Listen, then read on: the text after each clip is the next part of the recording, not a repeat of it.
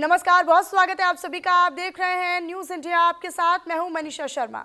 मथुरा के सांसद हेमा मालिनी का सोशल मीडिया पर एक वीडियो वायरल हो रहा है और इस वायरल हो रहे वीडियो में हेमा मालिनी जूते पहनकर हनुमान चालीसा का पाठ करती नजर आ रही हैं। इस दौरान कई लोग जूते चप्पल पहने नजर आ रहे हैं। दरअसल वृंदावन के कैलाश नगर में सामूहिक हनुमान चालीसा का पाठ किया गया था, जिसमें बीजेपी के तमाम कार्यकर्ता और नगर निगम के पदाधिकारी और अधिकारी शामिल रहे। तो वहीं हेमा मालिनी का वीडियो सामने आने के बाद कांग्रेस सवाल खड़े कर रही है और लोग भी इस वीडियो पर अब अपनी अपनी तरह से प्रतिक्रिया साझा कर रहे हैं।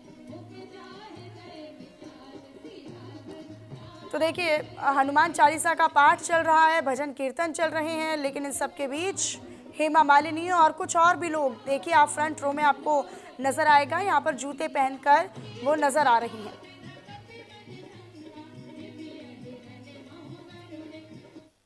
कि जो मथुरा की सांसद हैं माननीय हेमा मालिनी जी एक सुंदर कांड में जूता पहनकर सुंदर कांड का पाठ कर रही हैं।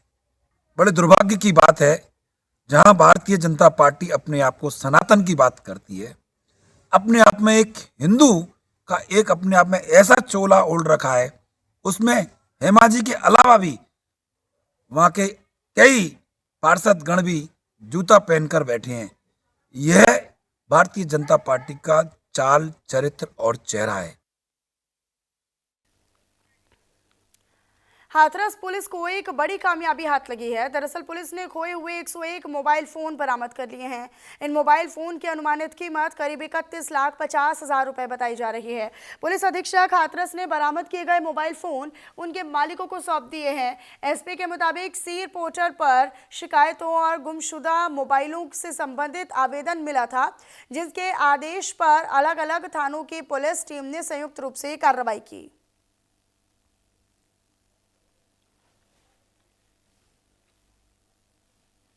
मेरा फ़ोन अप्रैल में खोया था, जो कि आज मिल गया है। हाथरस लेने आए हैं। Anaconda district elevate mobile Hathras police ने किया है। धन्यवाद हाथरस पुलिस का। विष्णुपुरी की रहने वाली हूँ। मेरा फ़ोन 10 महीने के अंदर मिला है, पर सर ने जो सब पुलिस वाले हैं उन्होंने जल्द से जल्द मिल के दिखाया। मुझे तो उम्मीद नहीं थी कि मिलेगा। मेरा नाम नरसी है। मेरा 2 साल बाद फ़ोन खो गया था हाथरस जिला में। मेरा मोबाइल 2 साल बाद मिल चुका है। मेरा फ़ोन 2 महीने पहले खो गया था। आज हाथरस पुलिस की मदद से मेरा फ़ोन मुझे मिल चुका है। हाथरस पुलिस के लिए बहुत बहुत धन्यवाद। यूपी के गाजियाबाद में मौजूद एक होटल से विधवा महिला की लाश मिलने के मामले का खुलासा हुआ है। महिला की लाश होटल के कमरा नंबर 207 में मिली थी और पुलिस की जांच में ये सामने आया है कि ये महिला अपने लिव इन पार्टनर के साथ होटल में आई थी। वहां पर दोनों ने साथ में शराब पी और उसके बाद किसी बात को लेकर दोनों के बीच में झगड़ा हो गया। उसके बाद महिला के पार्टनर ने पीट कर महिला की हत्या कर दी। पुलिस ने आरोपी को गिरफ्तार कर लिया है।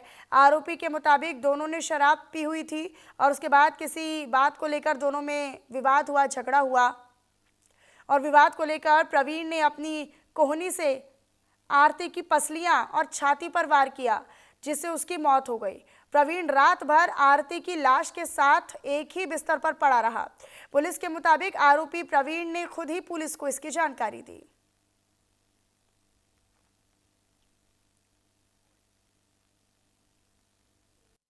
गाजियाबाद के थाना सैनी गेट क्षेत्र के पटेल नगर में उस समय सनसनी मच गई जब होटल रॉयल किंग के कमरा नंबर 207 में एक महिला की लाश मिली। सूचना पर पहुंची पुलिस भी वहां हैरान रह गई, क्योंकि जो पुलिस को सूचना देने वाला था वही हत्यारा निकला।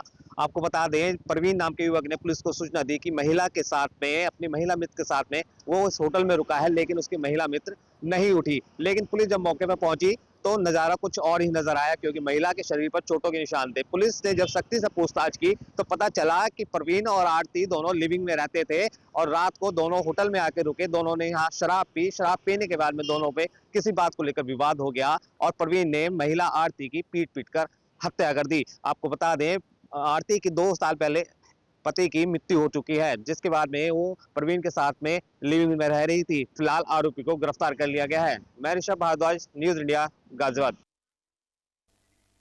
एटा जिले के जैथरा थाना क्षेत्र में ऑनर किलिंग का एक गंभीर मामला सामने आया है। पूरा मामला गड़िया सुहागपुर का है, जहां पर प्रेम विवाह करने पर युवक युवती की बेरहमी से हत्या कर दी गई। शुरुआती जांच पड़ताल में पारिवारिक असहमति और सामाजिक दबाव को हत्या की अहम वजह माना जा रहा है। अब बताया ये भी जा रहा है कि युवक और युवती ने 1 महीने पहले ही घर से भागकर प्रयागराज के आर्य समाज मंदिर में शादी की थी। दोनों एक ही गाँव के रहने वाले थे, लिहाजा ग्रामीणों ने दोनों के प्रेम विवाह को स्वीकार नहीं किया और यही वजह है कि गांव में दोनों परिवारों के बीच में तनाव भी बढ़ गया था।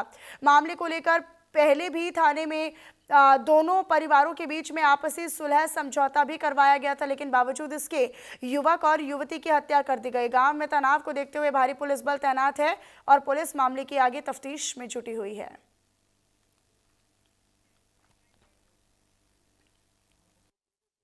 गढ़ी सुहागपुर थाना क्षेत्र जैतरा के गढ़ी सुहागपुर गांव की दोनों लड़का और लड़की दोनों यही जो है समुदाय के हैं और दोनों जो है पारी के। आज जो है 8:30 बजे के करीब चला कि लड़का जो है लड़की से मिलने आया था। घर पीछे लड़की के घर वालों ने देख लड़की के घर वालों ने उनके पास जो है मारपीट उनके कारण लड़की की पूछी थी और लड़की वास्तव बचाने का प्रयास किया हुआ, जिससे जो है वहाँ पुलिस की व्यवस्था दिखाने की बहुत लेकिन जिला बचा नहीं जा पाता। बहुत ही दुखद जो है ये घटना है। घटना एक हमारा चाचा का लड़का और वो लड़की अशोक कुमार की, इन्होंने थाने से कल लड़की अपनी लेके आए। उसके बाद लड़का का समझौता हुआ हमारे लोगों का इनमें, और लड़का को जैथरा से किसी तरीके से कहाँ से पकड़ के लाके क्या किया इन्होंने, छत पे अपनी पे मार करके और इन्होंने दूसरे की छत पे फेंक दिया। बहुत लोगों ने, मोहल्ला वालों ने देखा है, उसकी गर्दन काटी है लड़के की, दीपक की। लड़का और लड़की के बीच में कितने समय से प्रेम प्रसंग चल रहा था? लगभग 3 साल से। 3 साल।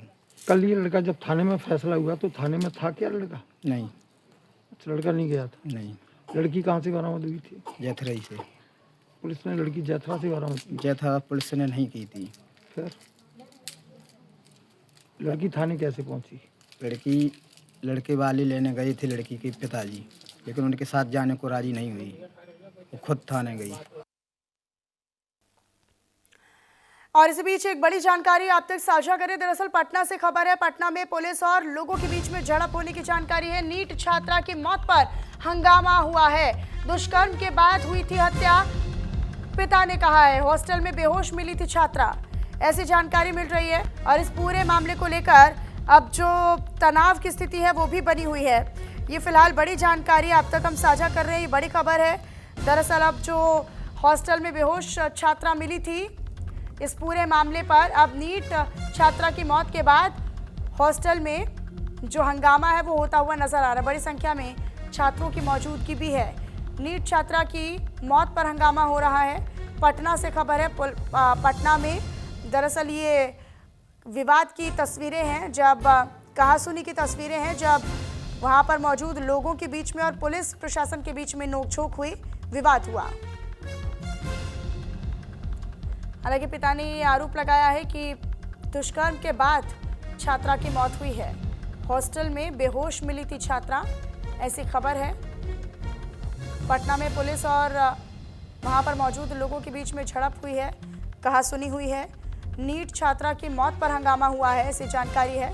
हालांकि हंगामे के दौरान की तस्वीरें भी आपको दिखा रहे हैं। पटना में पुलिस और लोगों के बीच में झड़प हुई है। जो पिता है वो ये कह रहे हैं कि छात्रा के साथ दुष्कर्म किया गया और उसके बाद उसकी हत्या कर दी गई।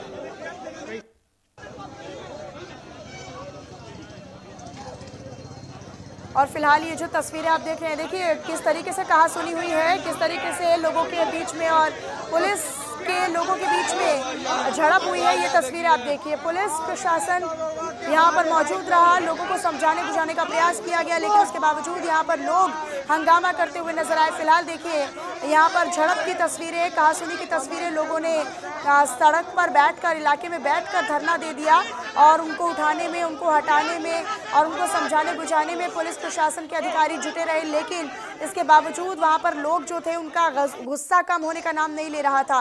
फिलहाल ये विवाद की और कहासुनी की तस्वीरें आपको दिखा रहे हैं। इन तस्वीरों के साथ ये जानकारी आप तक साझा कर रहे हैं। एक हॉस्टल में एक युवती की, छात्रा की दरअसल लाश मिलती है कमरे में और फिर उसके बाद से हंगामा होता है। पिता ये कह रहे हैं, छात्रा के पिता ये कह रहे हैं कि पहले उस बच्ची के साथ, उस छात्रा के साथ दुष्कर्म हुआ और उसके बाद उसकी हत्या कर दी गई।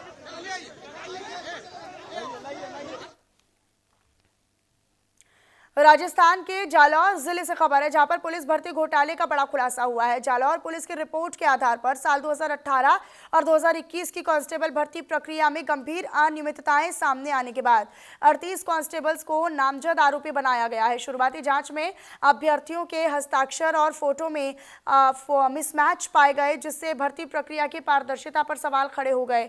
मामले की गंभीरता को देखते हुए एसओजी ने राजस्थान सार्वजनिक परीक्षा अधिनियम समेत धोखाधड़ी और कुल 9 धाराओं में 2 अलग अलग एफआईआर दर्ज की हैं। एसओजी अब भर्ती से जुड़े सभी दस्तावेजों, बायोमेट्रिक रिकॉर्ड, फोटो और हस्ताक्षरों की गहन और वैज्ञानिक जांच करेगी। जांच एजेंसी के अनुसार अगर आरोप सही पाए जाते हैं तो फिर संबंधित कांस्टेबलों की सेवा समाप्ति के साथ साथ उनके खिलाफ कठोर आपराधिक कार्रवाई भी की जाएगी। मामले के सामने आने के बाद पुलिस विभाग में भी हड़कंप मचा है।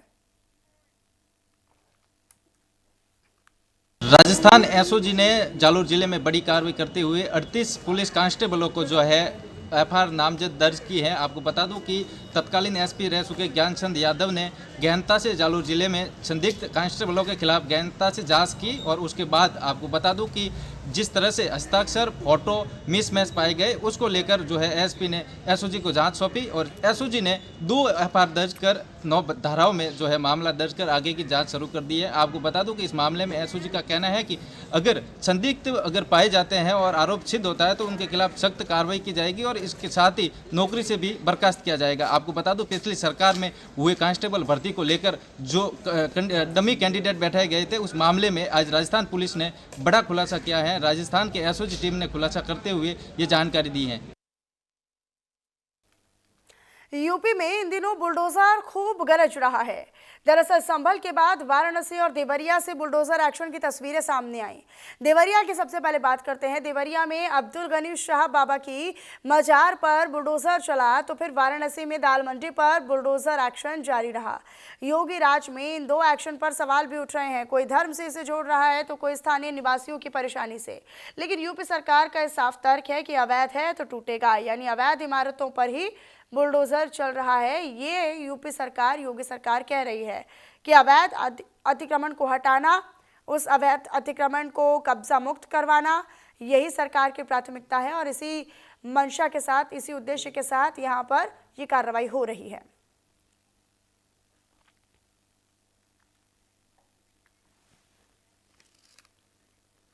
तो भाई काशी विश्वनाथ मंदिर के लिए 60 फीट चौड़ी सड़क का निर्माण करने के लिए दाल मंडी प्रोजेक्ट पर तेजी से काम चल रहा है। वहां बुलडोजर एक्शन भी जारी है। तोड़े गए मकानों के मलबों को बुलडोजर से हटाया जा रहा है। विरोध हुआ तो विरोध को देखते हुए पूरी गली में बैरिकेडिंग कर दी गई है। बवाल के बीच लोगों ने खुद ही अपना घर तोड़ दिया। ये रिपोर्ट आपको दिखाते हैं।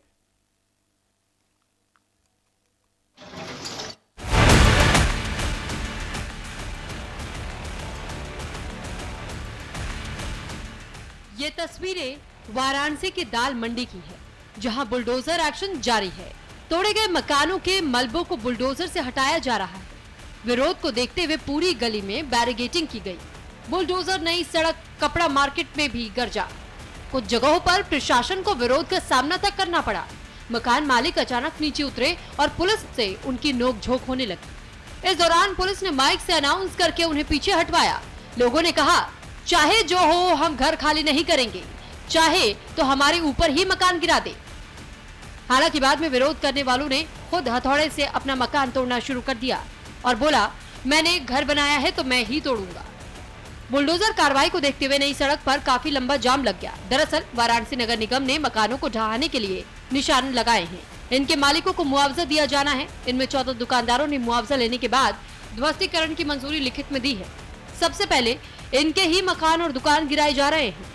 दाल मंडी चौड़ीकरण को लेकर के जो बात चल रही थी पिछले कई दिनों से कि यहाँ पर बुलडोजर की कार्रवाई होगी, तो आप देख सकते हैं तस्वीरों में कि यहाँ बुलडोजर आ चुका है और आज से यहाँ पर बुलडोजर की कार्रवाई शुरू हो चुकी है।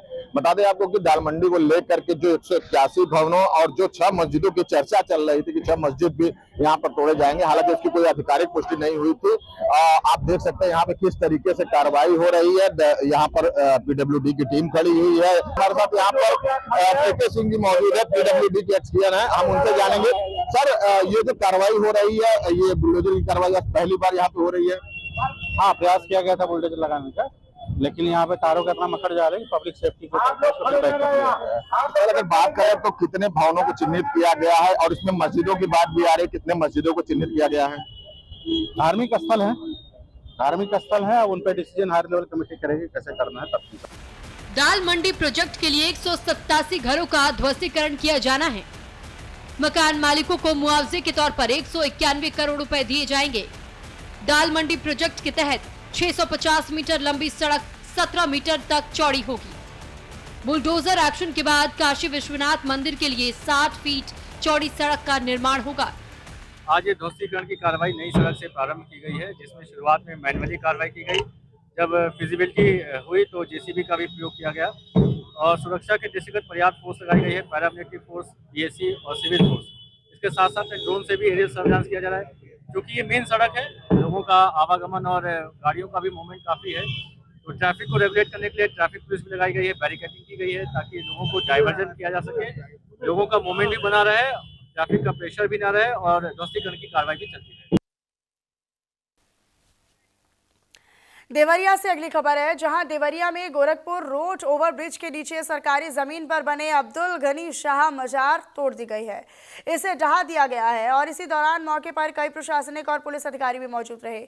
आपको बताते चले कि दरगाह के आसपास सुबह से ही भारी पुलिस बल की तैनाती कर दी गई थी।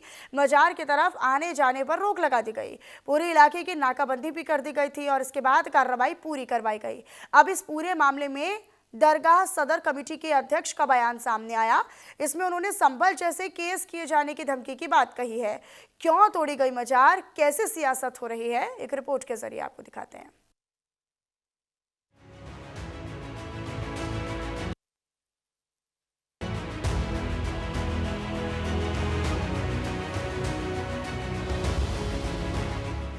देवरिया में 50 साल पुरानी इस अब्दुल गनी शाह बाबा की अवैध मजार को गिराया गया।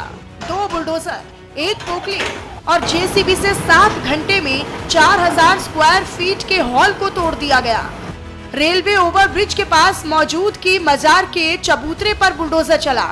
मेन गेट, बाउंड्री, 6 पिलर, 3 दुकानें और गुंबद को भी तोड़ दिया गया। देवरिया में अब्दुल शाह गनी मजार पर बुलडोजर की कार्रवाई लगभग 4 घंटों से लगातार जारी है। इसके पहले जो मजार के इर्द गिर्द का जो था उसको तोड़ा गया। उसके बाद अब यहाँ पर देख सकते हैं जो का गुंबद है उसको तोड़ा गया। इस तरीके से यहाँ पे ये ध्वस्तीकरण की कार्रवाई की जा रही है। इस वक्त हम ओवरब्रिज पर मौजूद है और ओवरब्रिज पर दोनों तरफ बैरिकेड लगा दिया गया है और लोगों को जो वाहन है उन लोगों का आना जाना भी रोक दिया गया है और इस ओवरब्रिज पर की कार्रवाई की जा रही है। आपको बता दें कि देवरिया सदर विधायक त्रिपाठी ने यह मामला उठाया था कि यह जो मजार है वो पूरी तरीके से अवैध है। इसके बाद एसडीएम कोर्ट ने इसको अवैध करार देते हुए आज ध्वस्तीकरण की कार्रवाई कर रहा है। इस तरीके से आप यहाँ पर देख सकते हैं किस तरीके से जो मजार का गुंबद उसको ध्वस्त किया जा रहा है। सुरक्षा व्यवस्था की बात करें तो यहाँ पर पुलिस फोर्स की तैनाती की गई है। कहा जाए तो यहाँ पर छावनी में इसको तब्दील कर दिया गया है। लगातार पुलिस यहाँ पर पेट्रोलिंग कर रही है, लेकिन जिस तरीके से यह मजार आज देवरिया में गिराया जा रहा है, कहीं न कहीं यह राजनीतिक मूल भी पकड़ सकता है। देवरिया से न्यूज इंडिया के लिए संदीप कुमार।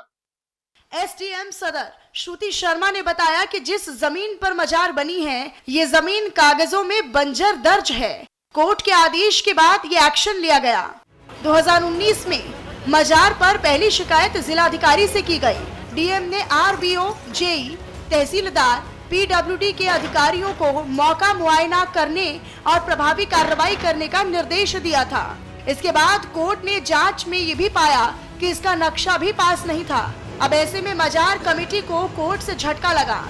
इसके बाद जिला प्रशासन की तरफ से मजार कमेटी से ये कह दिया गया था कि वो खुद ही मजार को हटा ले।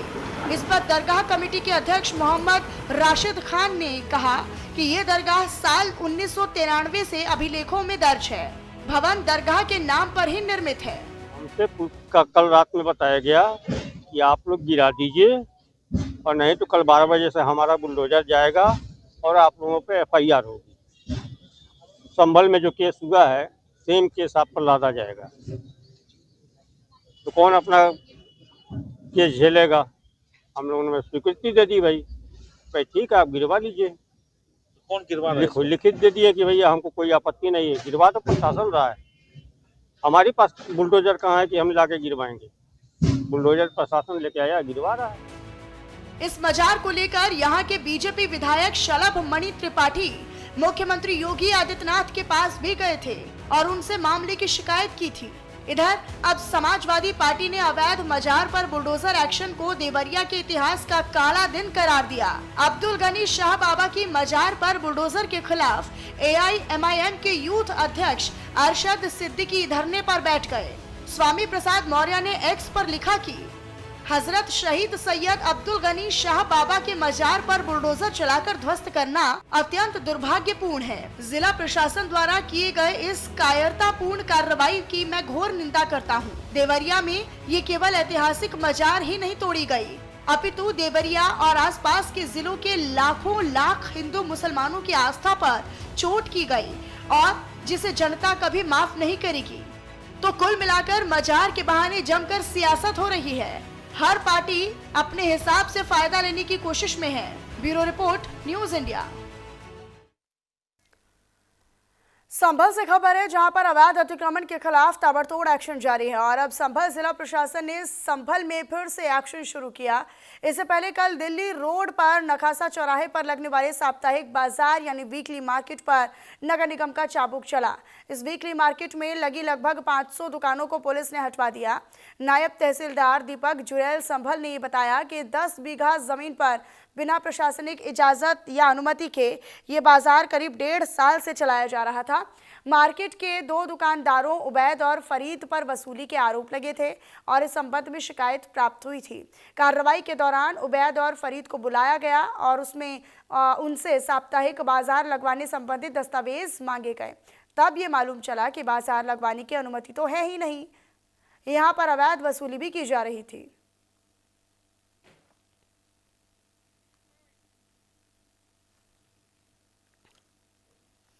पूर्व में कुछ लोगों द्वारा अवैध अतिक्रमण कर लिया गया था, जिनको न्यायालय तहसीलदार संभल के यहाँ से बेदखली कार्रवाई की गई है। उसके बाद हम लोग जो है बेदखल, पहले नोटिस भी गए थे इन पे, तो उसके बाद कुछ लोग अपील में भी गए, अपील भी इनकी जो है वो खारिज हो गई है। तो हम लोग जो है अब बेदखली कार्रवाई कराने आए हैं। किस तरह की जमीन है ये खाद के गड्ढे और ग्राम समाज के रूप में अंकित हैं। गाटा संख्या 1608, रकबा 810 वर्ग मीटर है। किस तरह का अवैध निर्माण कर रखा था? ये आप देख रहे हैं, इस पे कुछ दुकान भी बनी है, कुछ मकानें हैं और कुछ ने जो है बाउंड्री वाल बना के कब्जा कर रखा था। 3 दिन पहले हम सूचना दे गए थे लोगों को, तो ज्यादातर लोगों ने अपने आप ही जो है अतिक्रमण की कार्रवाई हटा ली गई। अब थोड़ा बहुत जो पार्सली बचा है वो अभी हटवा दिया जाएगा उसको। किस तरह से हटवाएंगे? बुलडोजर मंगाया है? हाँ, JCB वगैरह आ रही है अभी, तो अभी थोड़ी देर में आ जाएगी तो हम कार्रवाई करते हैं। ये हमारे पास 2023 में पहली बार नोटिस आया था, लेकिन हमें तो ये मालूम नहीं थी इसमें ग्राम समाज है। तो हमने जब नक्शे में चेक कराया, हमें लगा पीछे भी थोड़ी ग्राम समाज है उधर उस साइड में, तो हमें लगा शायद ये हमारे पास गलत नोटिस आ गया। लेकिन जब हमने इसकी जांच पड़ताल करी तो हमें पता चला कि ये सही नोटिस है और हमारे पास इसमें ग्राम समाज शायद है इसमें। फिर जब से हमारे ऊपर मुकदमा चल रहा था 2023 से लेकर अब तक लगातार कंटिन्यू मुकदमा चल रहा था, अभी हम मुकदमा 24 तारीख को हारे हैं इसके अंदर डीएम साहब की कोर्ट में, लेकिन हमें फ़ौरन ही उसके बाद नोटिस लगा दिया गया, हमें हाई कोर्ट जाने का टाइम नहीं दिया गया। हम तहसीलदार साहब से और काफ़ी लोगों से मिले, उन्होंने कहा कि भाई तोड़वा लो आप अपना मकान, बेहतर है इस टाइम। हमने अपना मकान तोड़वा। तो कब खरीदा था आपने? ये हमें 7-8 साल हो गए लगभग खरीद।